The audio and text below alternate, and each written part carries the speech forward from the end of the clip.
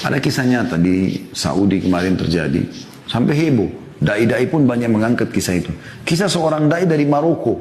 Maroko di Afrika Utara sana. Ada satu negara Arab yang ada di sana. Orang ini, dai ini di Maroko, subhanallah dia mimpi.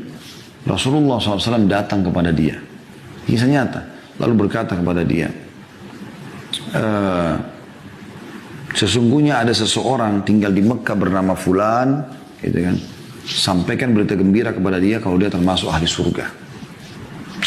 Orang ini bangun kaget mimpi. Dan Nabi SAW mengatakan siapa yang melihatku dalam mimpinya maka itu pasti aku, tidak mungkin syaitan menjelma jadi aku, gitu kan. Rupanya mimpi lagi hari kedua, mimpi lagi hari ketiga, sampai 3 kali dia mimpi. Karena 3 kali dia penasaran, dia ambil pakaiannya, dia beli tiket, berangkat langsung umroh.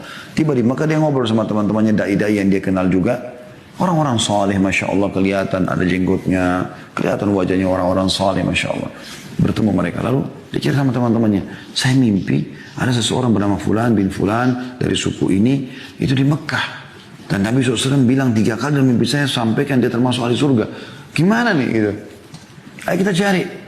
Teman-temannya bantu cari, tanya sana, tanya sini. Setelah berapa hari berusaha, nah betul ditemukan ada orang bernama itu di salah satu, kalau kita RT lah ya, di Mekah.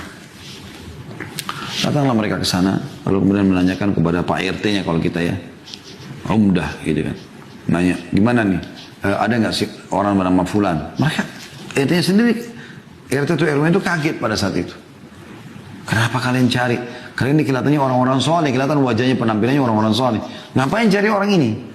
Ternyata orang ini buruk sekali di tengah-tengah masyarakat itu. Tapi Nabi SAW bilang dia termasuk ahli surga. Luar biasa. Gitu. Maka kata orang yang dari Maroko ini, emang kenapa? Dia bilang kalian tidak layak bertemu sama orang ini ahli maksiat. Kalau ada orang yang paling buruk di tempat kami ini, dia orang paling buruk ini. Enggak sholat, enggak segala macam. Kata orang dari Maroko, tapi saya mau ketemu. Di mana rumahnya? Tunjuk rumahnya. Pergilah ke sana, ringkas cerita. Begitu tiba di sana, kemudian ya ketuk-ketuk itu dibuka sama orang ini. Keluarlah orang yang penampilannya, dari penampilan saya subhanallah kelihatan kayak orang buruk gitu ya. Ada orang subhanallah karena maksiatnya walaupun tampan jadi jelek kelihatan. Ada orang subhanallah karena kesolehannya walaupun biasa tapi Allah berikan kelebihan. Seperti itu.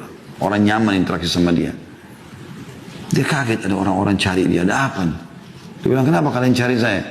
Kata orang dari Maroko, apakah kau Fulan bin Fulan dari suku ini? Dia bilang, iya. Dia bilang, saya mau menyampaikan berita dari Rasulullah SAW. Kaget orang itu. Rasulullah SAW? Berita apa? Dia bilang, saya si Fulan dari Maroko, saya mimpi 3 hari berturut-turut. Rasulullah SAW menyuruh saya menyampaikan kepada kamu, berita gembira kalau kau termasuk ahli surga. Kaget orang itu langsung tiba-tiba menangis. Saya? Kata orang Maroko itu, iya, demi Allah saya nggak bohong sama kamu. Saya datang dari Maroko jauh-jauh umroh ini hanya untuk bertemu dengan kamu menyampaikan itu. Dia bilang, demi Allah, akhi, orang itu bilang, tidak ada orang lebih buruk daripada saya di sini. Bagaimana bisa saya dapat jaminan itu? Kata orang Maroko itu, saya nggak pusing dengan itu. Cuma saya datang khusus untuk menyampaikan itu dan saya mau tahu amalan apa yang kau lakukan ini. Sampai 3 hari betul-betul saya mimpi Rasulullah suruh sampaikan sallallahu alaihi wasallam, berarti mereka termasuk ahli surga.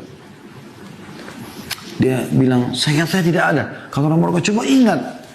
Hanya sampai dia ingat. Dia mengatakan, yang saya teringat sekarang, tetangga saya ini, tunjuk rumah sebelahnya. Tetangga saya ini adalah seorang janda yang punya 3 anak.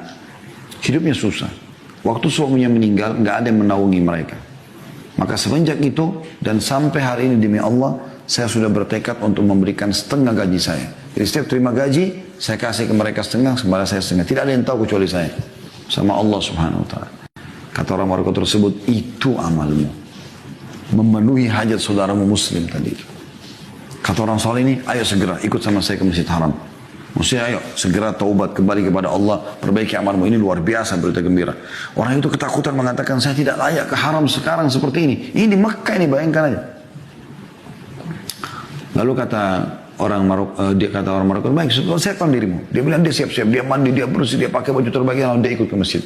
Kata orang Maroko ini begitu masuk masjid, nangis orang ini. Seperti orang yang masuk ke sebuah alam yang penuh dengan kedamaian, kebahagiaan luar biasa. Dia bilang begitu masuk masjid, mulai sholat.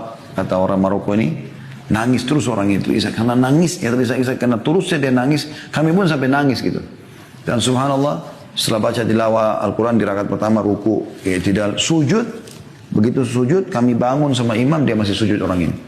Kami sujud lagi yang kedua, dia masih sujud. Kami berdiri rakaat kedua sampai terus. Itu maghrib waktu itu. Setelah saya salam, habis sholat maghrib, nanti saya sentuh dia jatuh sudah meninggal dunia. Allah tutup dengan husnul khatimah. Karena memenuhi hajat saudara muslim. Sayangnya teman-teman sekalian kita Allahul Musta'an. Semoga Allah maafkan kesalahan. Kadang-kadang depan mata sudah jelas saudara kita muslim datang. Miskin, jilbabnya kotor, di lampu merah, sendalnya juga putus. Minta, masih gak dikasih. Mana kita dengan hadits ini? Ya. Barang siapa yang memenuhi keperluan saudaranya, maka Allah akan memenuhi keperluannya. Hajatmu dipenuhi. Dan Allah tadi saya bilang kalau sudah membalas, Wallahu inna Allah atau Allah yarzuqu ma yasha' bighairi hisab. Allah kalau kasih rezeki tidak pernah pakai perhitungan lagi.